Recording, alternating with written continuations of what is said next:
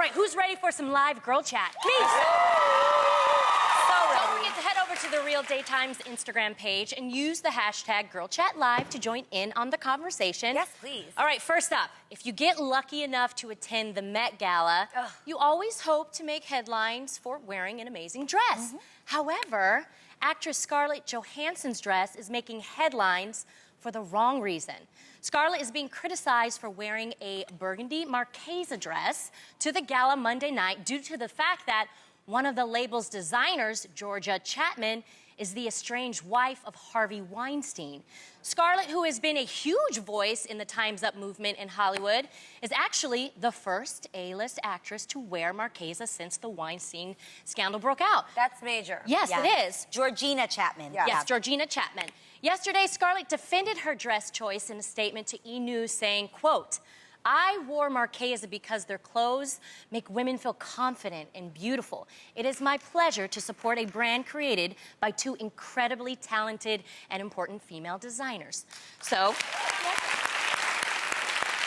ladies, do you think Scarlett should have opted for another dress for the gala? Or are people just making this out to be a big deal?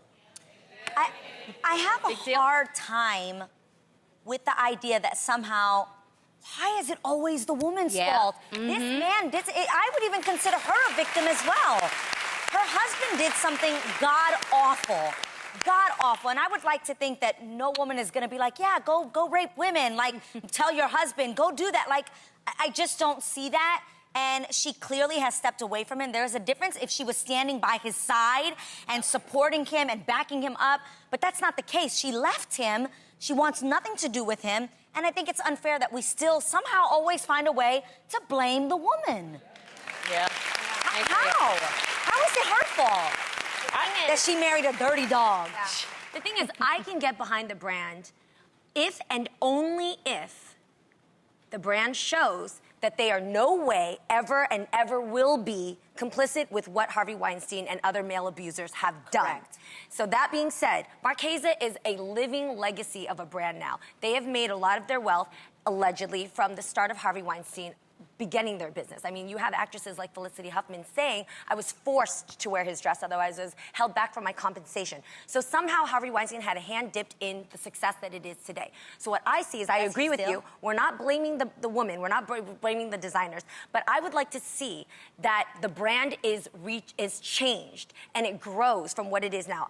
If I were in the house of Marchesa, I would actually suggest, guys, if we continue Marchesa like it ain't no thing, she got divorced, great, but it's almost like taking a rug and just covering the shattered glass that Harvey Weinstein and other male abusers have done.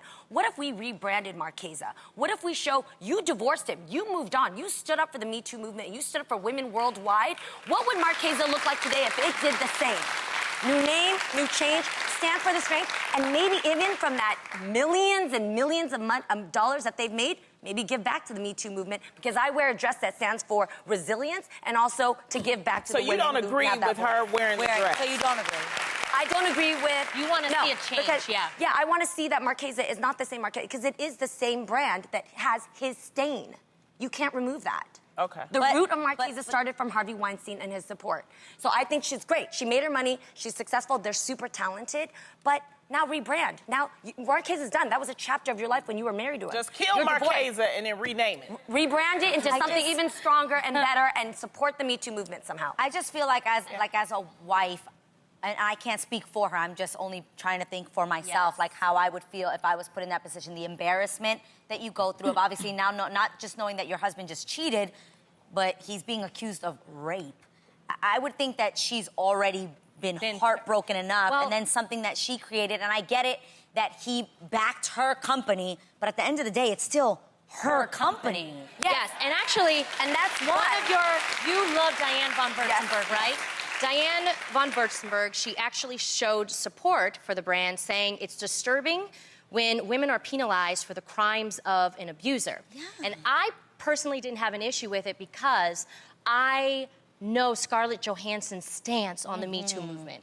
I knew that she didn't put that dress on just for nothing. She actually was making a statement. She was saying, okay, I support Marchesa because she is Harvey Weinstein's ex wife. When I see X in front of that wife, I'm not going to judge her because of her past. I'm not going to judge her because of what her husband did. And also, we don't know what really went on in that relationship. I'm not making excuses for her for staying, but she could have been abused, a victim as well, and he controlled with the mind. So I'm proud that she got out. Yeah. And I feel like she's supporting the fact that she got out, because she could stay by him, stay by that money. Yeah, but I think, too, with the rebranding, I kind of understand what you mean by that, because then every time you say the name, it kind of reminds you of it. And so, you know,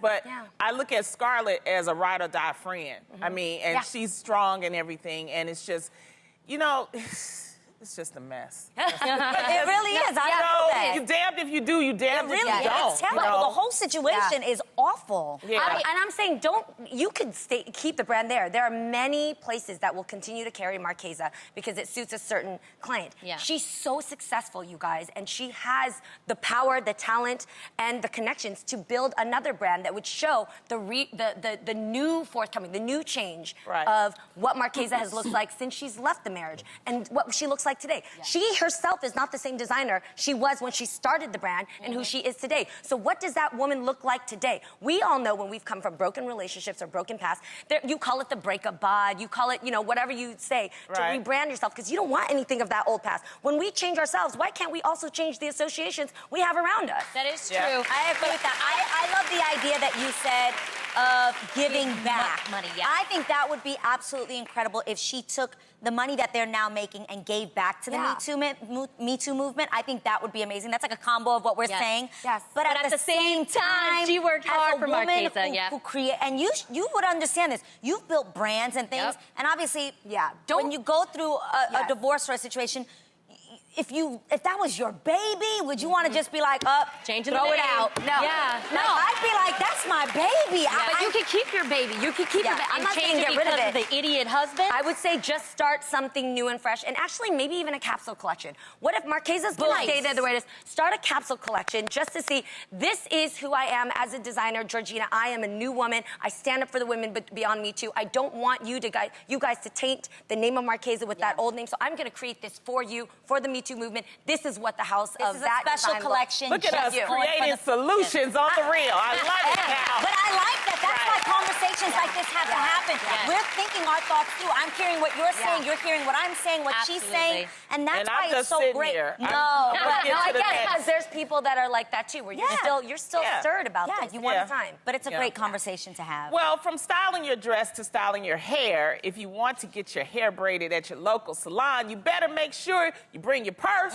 BET and Hollywood Unlocked recently shared a viral video of a woman getting her braids cut out at a salon because she didn't have money to pay for the services, okay? The video, which has been viewed almost 500,000 times, was divided on the internet. I mean, look at her. Now, ladies, the caption says, do you think if you can't pay the braids, should they go away? But like that, though? Like, for her to just, she was cut mad. like that? Okay. Yeah, she obviously was angry, and I know it takes a lot of time to put some braids in your hair. Sometimes it can take 4 to 8 hours. I've had braids done, and she was like, hey, you wasted my time and my money. I get that, but... No, she was really mad. That's why we can't play the audio, because she was swearing up a storm. I used to do braids in college as, you know, a supplement. It takes a long It would take 3 to 5. I mean, this was like before we had like the micro braids. This was like the original braids, and that hair, that synthetic hard hair, and it would take you like 5, 6 hours. You know what I'm saying, sisters? The original ones? Yes. I'm telling you, and I was in college, I would get my money up front, because I ain't trust people. You know what I'm saying? Yeah, no, and to go beyond that, not only does it take hours of your painstaking time to sit there, and you know, ladies, it takes a long time to stand on your feet, fingers go cracking. through it. You don't even take lunch breaks sometimes. And a woman who owns a salon like that, she had to go through cosmetology school, which if anybody knows... Well, wait. Everybody didn't go to cosmet. We just braid. Yes, this is true. This is true. But for most services, when you have a salon, you need to have your license showing. So I'm just saying... We in the black community, some of us, We just braid. Hey, we Asians just as cutthroat. Don't even go there. We put that head over the sink. I've got many of my nails done in someone's garage. Trust me. You guys, I get what you're saying. But I'm just saying, when you go in not intending to pay the person for the hour and time and experience that they put forth in you, you are a con artist. And that's not okay. You're a thief. Yes. But you guys, two wrongs don't make a right in this situation, because the way she was cutting that, I mean, she could have poked her eye out. She could have done. All she had to do get a lawsuit. You get a lawsuit. To me, she was taking her time. She's too angry. She shouldn't handle it like that. She was still throwing it down. Because the client can actually turn around and actually sue her and say it was assault. So what I think the best thing she should have called the police, and then she should have. That would have been theft. She said that she had a little African accent. She was like, "I'm gonna call the police. I'm gonna call the police." But she should have just took her to small claims court or something. Nah. Okay, That's the best way of handling it. Guys, if Just this happened to you, would you stay seated in that seat No. and just let that? So, okay. Thank so you. this is my point. We just watched the video. The lady is sitting there allowing her hair to get cut off. So clearly, do you get what I'm saying? So the woman supposedly told her, these are your options. Either I'm going to call the police on you or let me cut it out. Like, you're not going to leave here with the hair done. Like, you're, okay? Or she didn't hit, like... She should have paid for it, obviously, but now that she doesn't have the money to pay for it, the woman said, these are your options. You either let me call the police or I'm cutting the braids out of here. The girl gladly sat her butt down and said, we'll start cutting them out. She sat there. I'm sorry, I'd be like, call the police. But I'm cutting my hair off. But what I'm trying to understand is, out. how did we get to this point? Did the lady not... How you sit down in somebody's seat? Well, that's what I'm saying. Like, no, you're not That's going to what pay. they're saying online. You guys got to read these comments. This is hysterical. What are they saying? We got Zay Monet said, braids aren't cheap. Who would sit for 6 hours plus getting them done knowing they can't pay? Artesia Loves Goat said, wow, seems like she's yelling at her too. Honestly, this is really sad and mean. Why not offer her some kind of payment plan or something instead of humiliating her like that? Because they ain't gonna pay. Now, I That's agree. why. You ain't gonna pay. My bigger issue with this is that it was filmed and put online as well. Because I think they did that as a lesson. You gonna learn today. Yeah. Come on. The internet is so that you can learn. You know what I would have probably done? What would you have done? I probably... Because somewhere there was a conversation being had. Yes. I would have just left it like it was, unfinished, and just let her just get out of my life. I wouldn't have probably taken it out. I just would have left it because it wasn't completely done. Yeah. And maybe that would have been it. I mean, there are people that are, the professionals are saying that it was unprofessional. Yeah, of course. And that's all I'm saying. That's what you're saying. Yes, unprofessional. Because she thinks she's mad now. If that woman did turn around and whip a lawsuit out of her, she would be real pissed to have to pay for something that she didn't cause. But I will say, I have a lot of family members who own nail salons in the Bay Area. And there's a lot of situations when after, I make sure they do this, after they reciprocate the understanding of you want an extra polish, you want an extra layer, you want extra gems, it costs something. After you go, yeah, it's cool, you do it, then you do the deed and you give them the full set. And there's actually women who are like, no, I'm not gonna pay for that, I didn't know, and they walk out with their manicure and you can't stop them. Like they're not people that have security at the door or have Glocks or anything. It's not like that. So honestly, I mean, you could call me a petty ass bitch, and because if you sat in my salon and you didn't pay for the nail job, I'd be like, no nail for you. Nothing. That's it. My time. Man. I mean, people should just be honest. You know what I mean? Because sometimes you can go, you say, I really need to get my hair done. There are a lot of, I just want to say there are a lot of braiders and people that they will work with you. Yes. All you got to do is just, tell them, hey, can I pay? I Can I think do if you that? explained up front and just said, look, I'm here, I need to get my hair done, I don't have the money for it, can we work something out? That's way better than sitting there and getting that hack job. That's crazy. I don't know. I want to know how she took them braids out, though. Do you see what I'm saying? Because she cut them out. No, I mean, when she got home, she had to deal with all of that. Yeah, the lesson is don't lie and say you want to get your hair done, but you don't have the money.